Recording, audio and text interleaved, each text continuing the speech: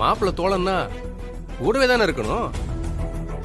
ஆனா இந்த மாப்பிள்ள தோழன் இந்த கல்யாணத்தை நிறுத்துற வரைக்கும் உன் கூடவே தான் இருக்க போறான்.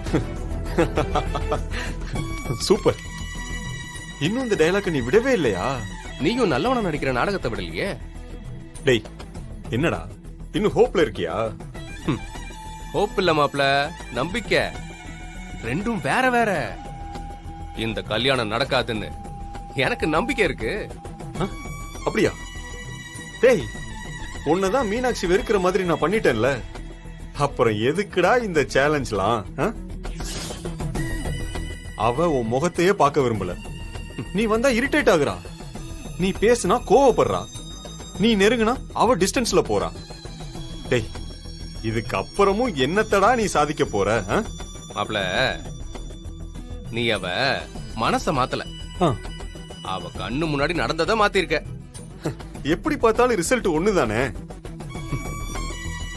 நாளைக்கு தாலி என் கையில இருந்து தான் ஏறும். நாளைக்கு வரைக்கும் டைம் இருக்குல்ல. தேவையில்லாம எதுவும் பண்ணி மொக்க வாங்காத. பேசாம மாப்பிள்ள தோழனா இருந்துட்டு நல்லா தின்னுட்டு ரிட்டர்ன் கிஃப்ட் தருவாங்க, வாங்கிட்டு போ. குறைஞ்சது அவமானப்படமாவாச்சு இருப்பல்ல.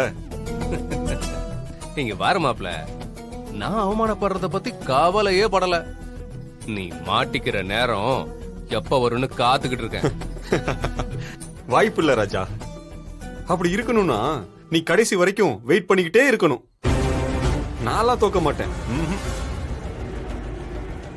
நான் உன்னை ஜெயிக்க விட மாட்டேன். இத பாரு, இந்த கல்யாணம் நடக்க தான் போகுது, நானும் ஜெயிக்க தான் போறேன். பாப்போம் யாரு ஜெயிக்கிறாங்கன்னு.